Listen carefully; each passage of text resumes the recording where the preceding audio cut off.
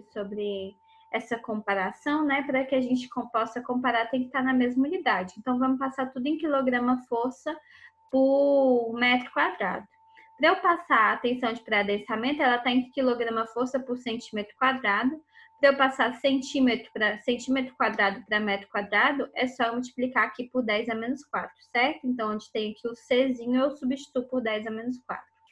Isso aqui, então, vai me dar que a minha tensão de pré-adensamento, ela é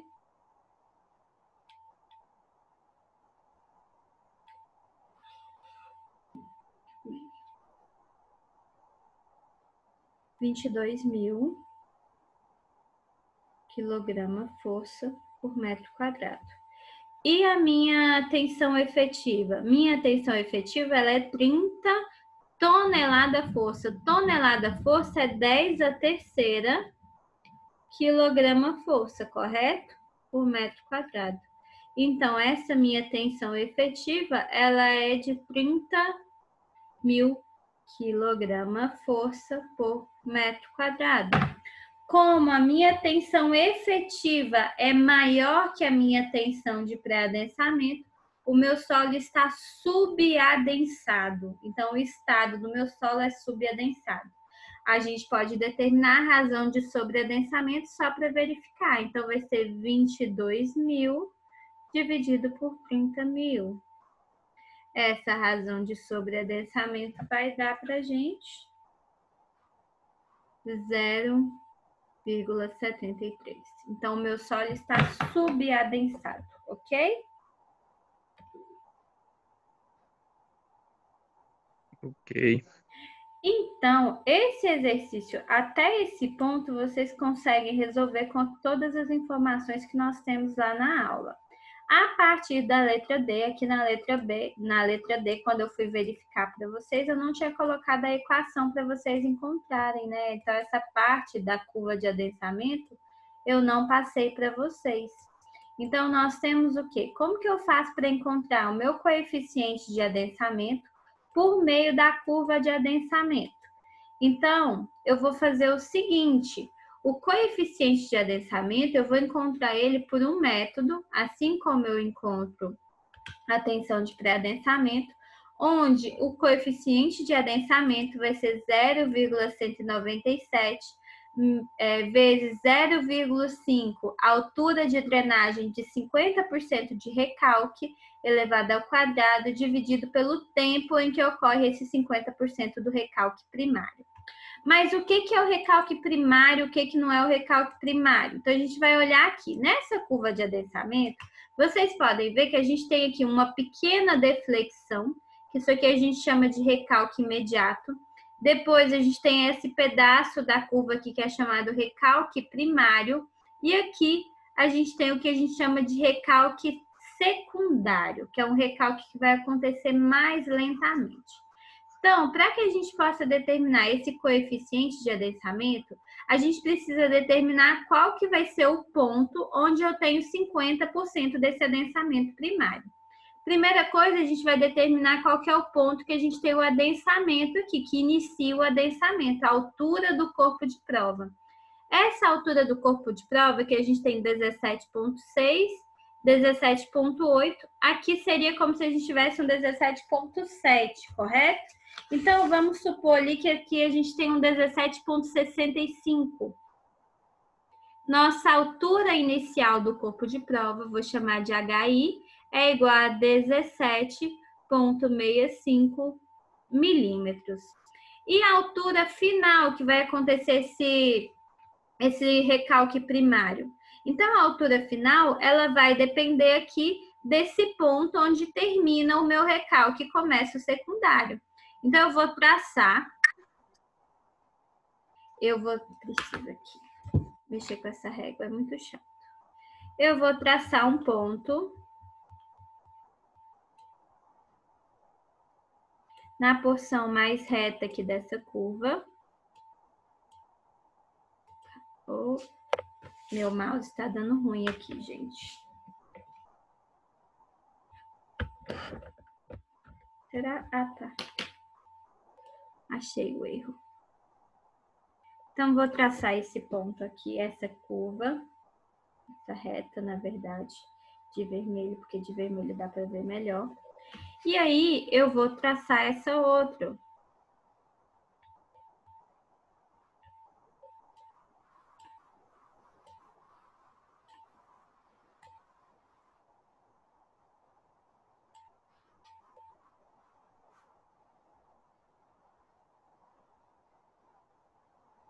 Nesse ponto, dessa intersecção entre essas duas linhas, eu tenho o meu recalque de 100%. Então, eu chamaria aqui de H100. Eu tenho 100% de recalque primário nesse ponto. E aqui eu tenho o meu recalque inicial. O que vai ser o ponto do meu recalque de 50%, que é o que eu preciso para determinar o adensamento? Vai ser a média entre esses dois pontos aqui. Então, eu vou pegar isso aqui, esse valor, e vou levar ele aqui para minha altura do corpo de prova.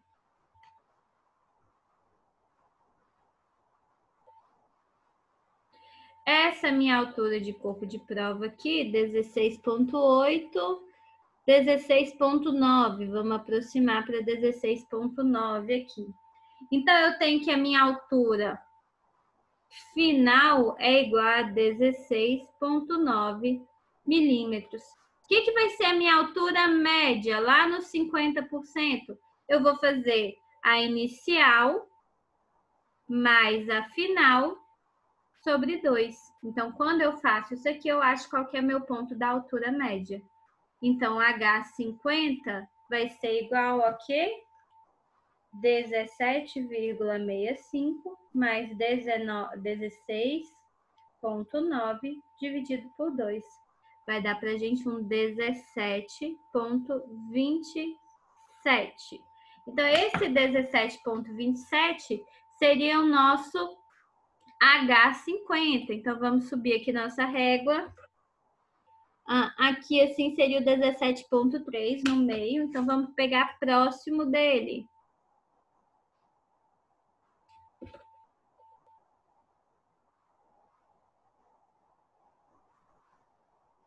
Até chegar aqui na minha reta. E o tempo para que aconteça esse recalque?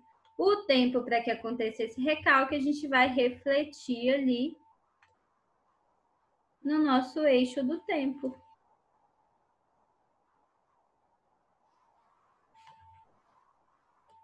Então, o tempo para que aconteça esse recalque, que a gente tem 1, 2, 3, 4 minutos. Então, o tempo é 4 minutos para que o nosso H50 aconteça. Então, eu vou chamar esse T de T50, que é o tempo para que aconteça os 50 minutos de recalque. O que falta para poder determinar? Falta eu achar o meu HD. O que é a minha altura drenante? A altura drenante, como essa amostra é feita naquele ensaio confinado, onde a gente tem placa porosa em cima e placa porosa embaixo, vai ser metade do comprimento da argila. Mas qual o comprimento? O comprimento médio. Então, a gente vai pegar esse comprimento médio e vai dividir por 2. Esse 8,63 vai ser 635, é o que a gente vai chamar de altura drenante. Tendo todos esses valores, a gente vai fazer o quê? Substituir na nossa equação. Então, o CV vai ser igual a 0,197 vezes 0,5 vezes H50, 17,27. Só que aqui está em milímetros.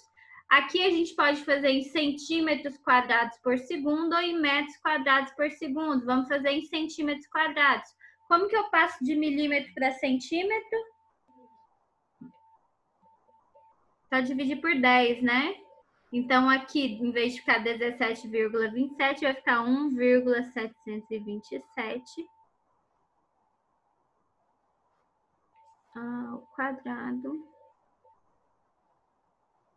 0,727, não, que é a altura drenante, que é essa aqui, vezes 8,635, que estava em metro, em 100 milímetros, para a gente passar aqui para centímetros.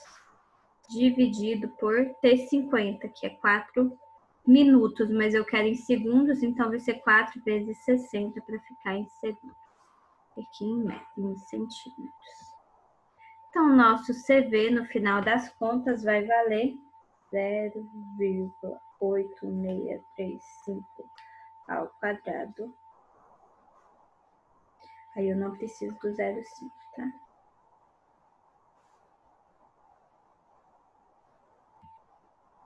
Vezes 0,197 dividido por 4 vezes 60. Vai dar 0,0006 centímetros quadrados por segundo. Ou ainda CV é igual a 6 vezes 10 a menos 4 centímetros quadrados por segundo. Tudo bem? Então, aqui, ó, meio de H50 é nossa altura drenante. Como a gente já determinou ela aqui, eu já coloquei ela direto, tá? Por isso que eu tirei o 0,5. Então, esse CV aqui, agora vocês podem fazer porque eu coloquei, mas no dia eu não me atentei que eu não tinha passado essa parte para vocês, tá bom? Então, alguma dúvida a mais nesses exercícios? Dificuldade para entender o primeiro, falei ele. Eu não tenho, não é igual aos outros que tá desenhado.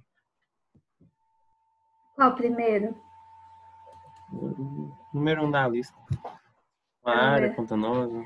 Ah, tá. Deixa eu pegar que eu vou desenhar ele para vocês, que aí vai ficar mais fácil. Deixa eu só ver se eu acho esse exercício aqui.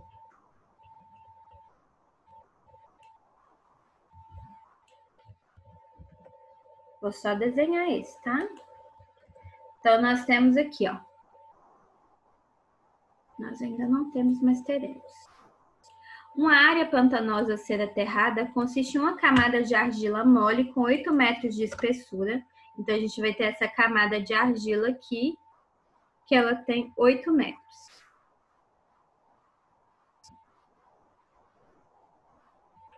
Acima de uma camada de areia. Então, aqui embaixo a gente tem areia.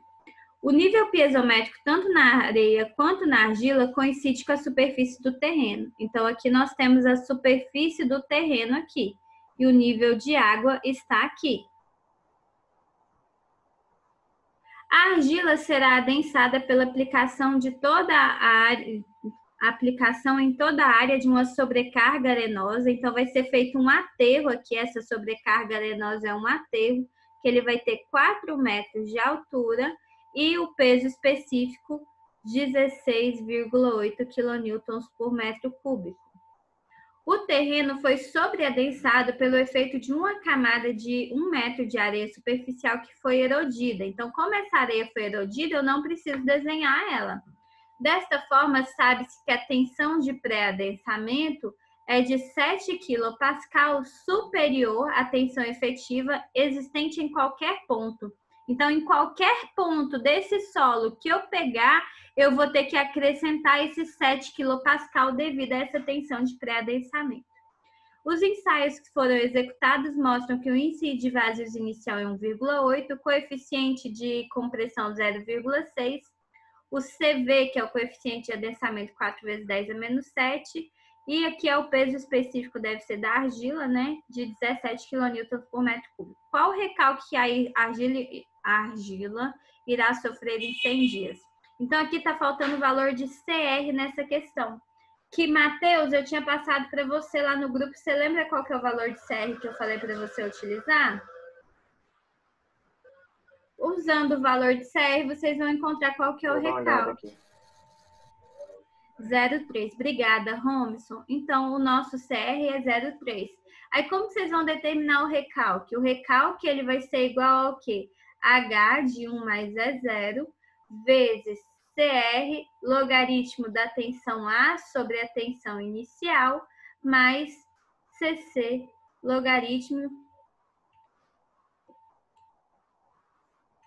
Só um instantinho. Logaritmo da tensão F, que é a tensão final, sobre a tensão A. Então, é isso aqui que vocês vão fazer para determinar qual que vai ser o recalque total. Então, o recalque total nessa argila, ele vai depender de quê? Do CR, do CC e dessas tensões, onde essa tensão inicial é a tensão inicial no ponto médio da argila, sem o aterro. Essa tensão A vai ser a tensão inicial mais a tensão de pré-adensamento. Esse sigma F vai ser a tensão inicial mais a tensão devida ao aterro. Ok?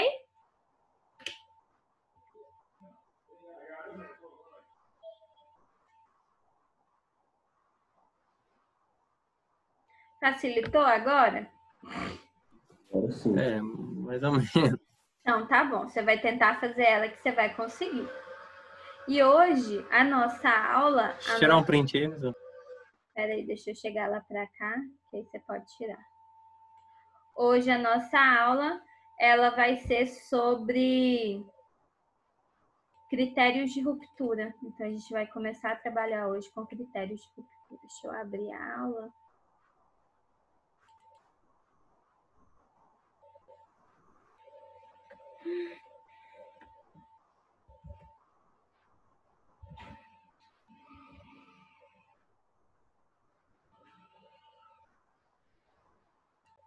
Então, essa tensão no solo, a gente pode ter uma tensão que é chamada de tensão vertical e uma tensão que é chamada de tensão horizontal, onde a tensão horizontal do solo vezes o coeficiente de empuxo... Opa, é isso que eu quero, não.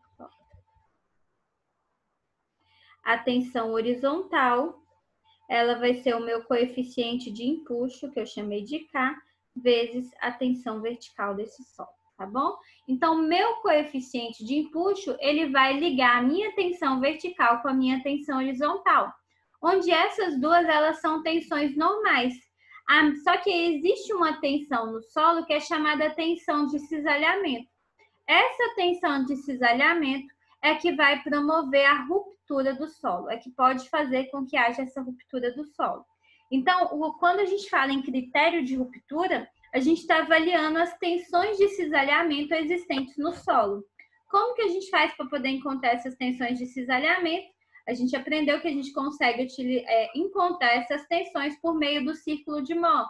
Então, a gente vai ter uma tensão que é chamada tensão principal menor e uma tensão que é chamada de tensão principal maior, sigma 1 e sigma 3, e a partir dessas tensões principais, a gente consegue achar qual que vai ser o raio do meu círculo de Mohr, e quando eu pego um ponto a partir desse raio, eu determino qualquer tensão de cisalhamento e qualquer tensão normal para esse estado de tensões em qualquer plano que eu tenha trabalhado, que eu esteja trabalhando. Então, a gente já viu isso na semana passada.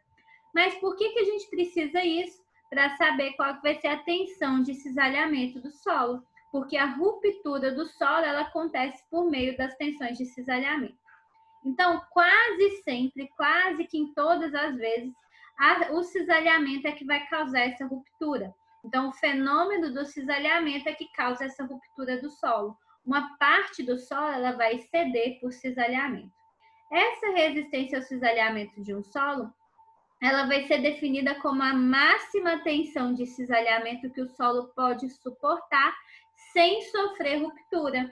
Então, a tensão de cisalhamento do solo, a resistência ao cisalhamento, é conhecida como essa máxima tensão de cisalhamento em que o solo pode suportar sem que haja ruptura desse solo.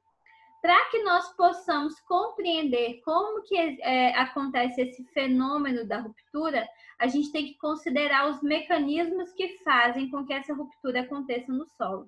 Então, no solo, o mecanismo que faz com que aconteça a ruptura é o deslizamento entre as partículas do solo. E esse deslizamento, ele acontece a partir do atrito e da coesão do solo.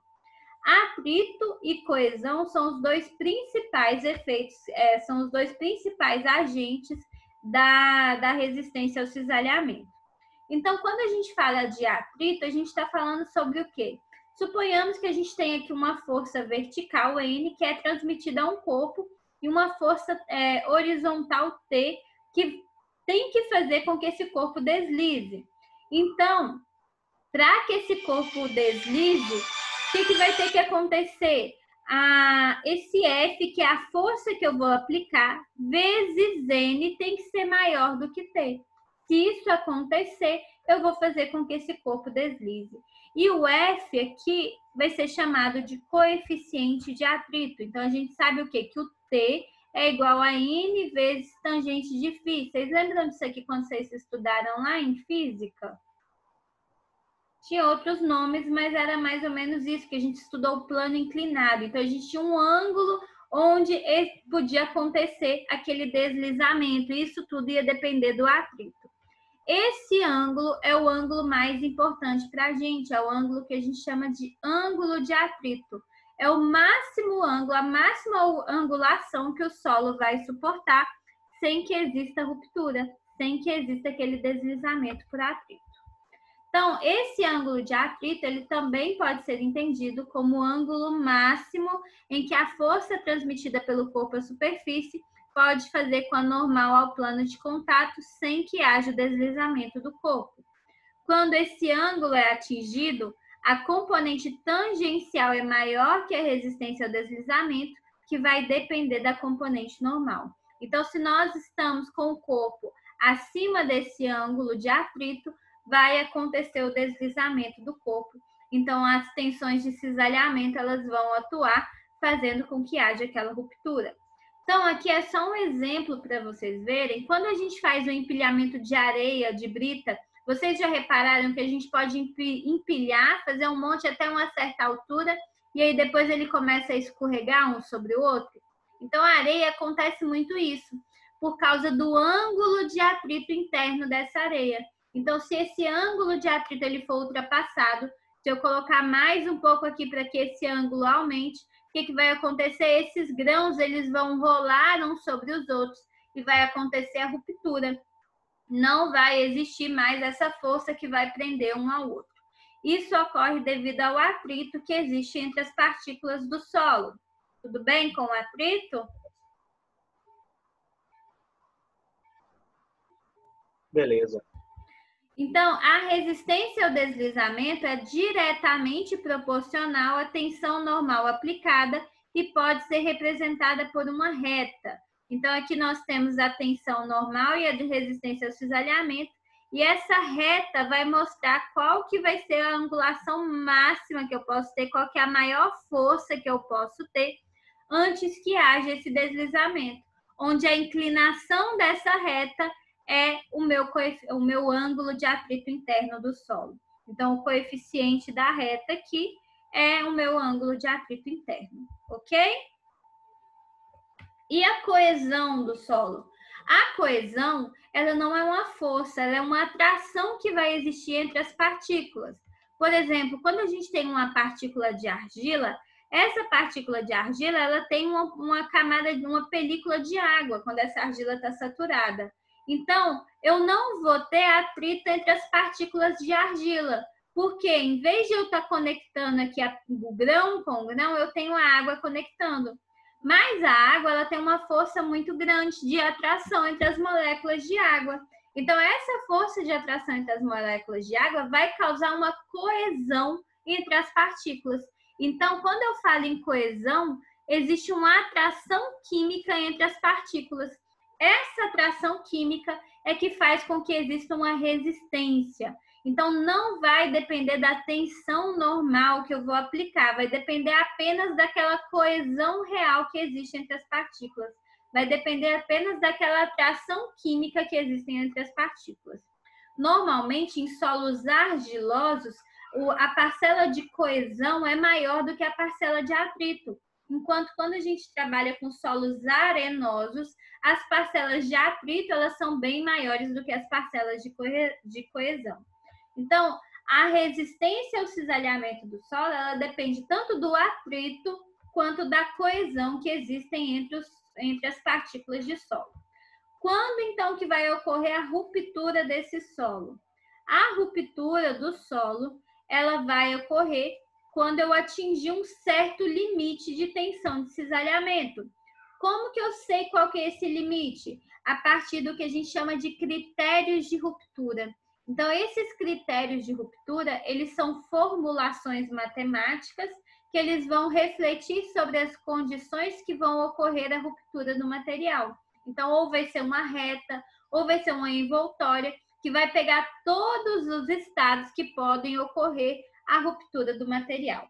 Esses critérios de ruptura, a gente tem 3. Tem o critério de Mohr, o critério de Coulomb e o critério de Mohr-Coulomb, onde o critério de ruptura que melhor representa o comportamento dos solos é o critério que é chamado critério de Mohr-Coulomb. Então, nós temos 3 critérios de ruptura e a resistência dos solos vai depender desse critério de ruptura. Então, o Coulomb, ele foi o primeiro que estudou essa ruptura do solo pelos conceitos de atrito. Antes dele, ninguém tinha estudado isso antes. Então, ele pegou uma expressão, aquela expressão geral do atrito do solo, e ele introduziu uma parcela que é referente à coesão do solo. Porque ele viu que não tem solo que ele vai romper apenas pelo atrito. Mas tem solo que não, que vai existir essa coesão química entre as partículas, e essa coesão vai fazer com que exista uma atração, uma resistência. Então, o Coulomb, ele introduziu na expressão para o atrito essa parcela que é chamada de coesão, e a gente consegue determinar qual que é a tensão de cisalhamento a partir dessa equação. Então, a tensão de cisalhamento ela vai ser igual ao intercepto coesivo mais a tensão aqui, a tensão efetiva, tensão normal efetiva, vezes tangente de φ, onde esse φ vai ser o meu ângulo de atrito interno do solo.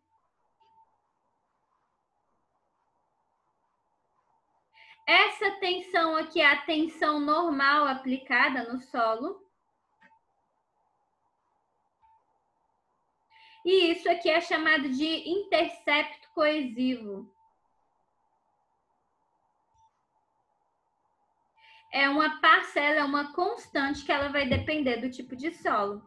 Então, para Coulomb, não vai existir ruptura se a tensão de cisalhamento não ultrapassar um valor dado pela expressão C mais F de sigma, sendo que F e C são constantes do material e a tensão normal atuante no plano de cisalhamento. Como assim, professor? Eu não entendi nada. O critério de Coulomb, ele fala o quê? Que o meu critério é uma reta. Eu vou fazer uma reta a partir daquela equação. Tensão de cisalhamento vai ser igual a C mais sigma, deixa eu lembrar aqui de volta, tangente de φ. Que pode ser escrita também a partir disso aqui. Tensão de cisalhamento vai ser igual a C mais F de sigma, porque esse tangente de φ ele vira uma constante, porque o ângulo de atrito interno ele vai ser constante em cada material. Então, ele diz que o critério de ruptura é uma reta. Se o meu material, se o material solo que eu estiver trabalhando apresentar valores de tensão abaixo dessa reta aqui, eu não vou ter ruptura no meu solo. Então, se eu estou trabalhando com material aqui que ele tem aqui uma tensão normal C e eu determino a tensão de cisalhamento dele, essa tensão de cisalhamento está nesse ponto abaixo daquela reta lá do critério de Coulomb, então não vai haver ruptura no meu solo. Vai existir uma tensão de cisalhamento limite, onde acima dessa tensão de cisalhamento, naquele ponto de tensão normal, o solo vai entrar em ruptura.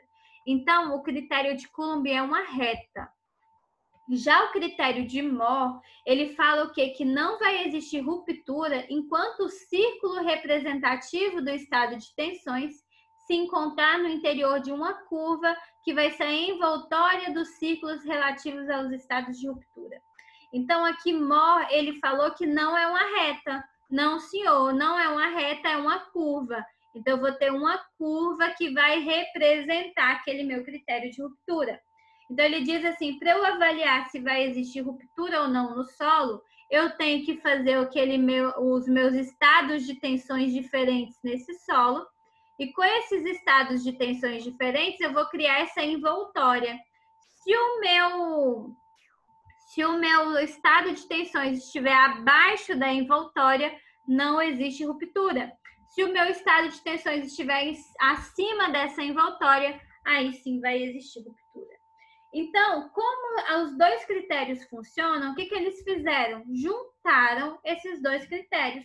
o critério que mais vai aproximar daquele comportamento real de um solo é chamado de critério Mohr-Coulomb, onde eu vou transformar aquela minha envoltória em uma reta.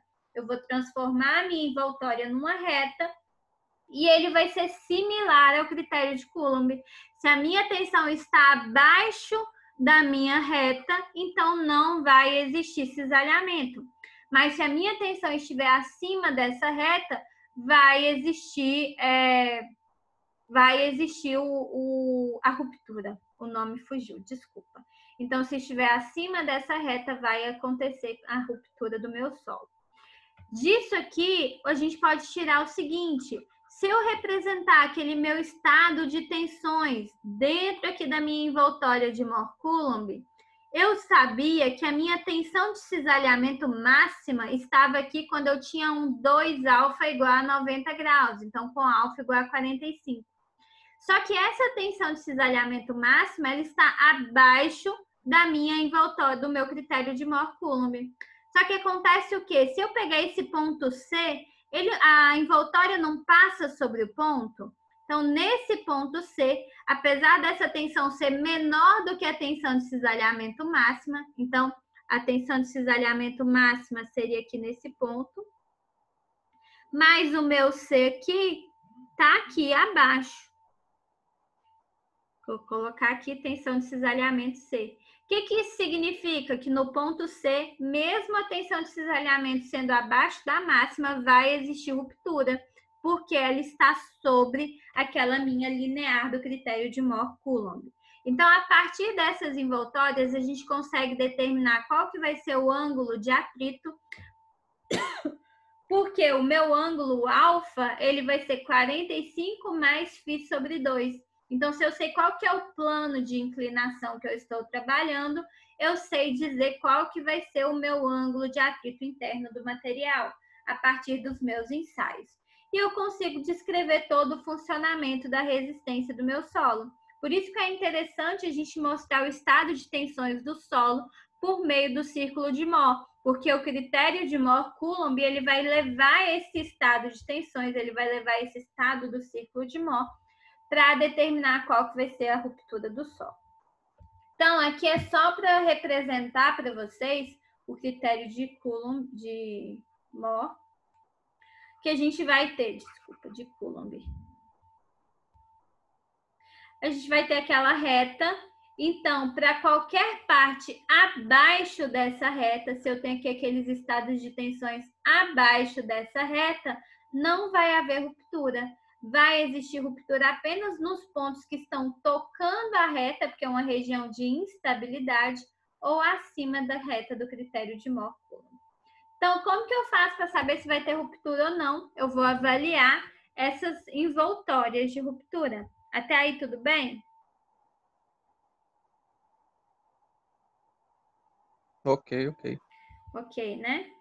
Então, nós conseguimos determinar, fazer várias relações a partir desse ângulo de atrito interno com o nosso círculo de Mohr. As tensões principais menor e as tensões principais maior, que a gente tem a tensão principal menor e a maior. A gente sabe o que o seno de φ, o seno do atrito interno, vai ser igual a σ1 menos σ3 sobre σ1 mais σ3. E a gente tem outras relações também que a gente pode saber.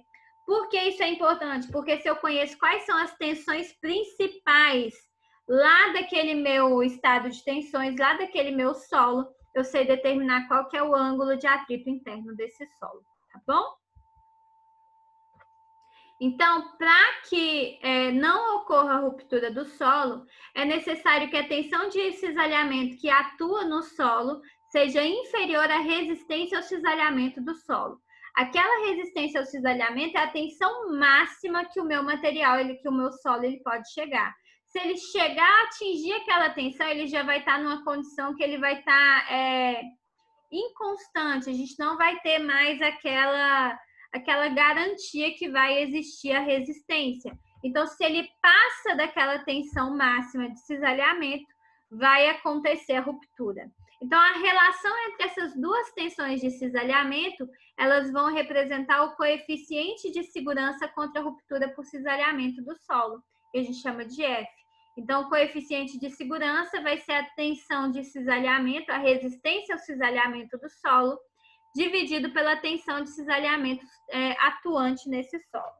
Então, essa tensão de cisalhamento, a resistência ao cisalhamento do solo, a gente consegue determinar por meio disso aqui. Então, a tensão de cisalhamento do solo, ela vai ser a resistência ao cisalhamento, vai ser aquele intercepto coesivo, mais sigma tangente de φ. E a minha tensão de cisalhamento atuante é aquela que a gente vai determinar lá no nosso estado de tensões, a partir das tensões horizontais e verticais.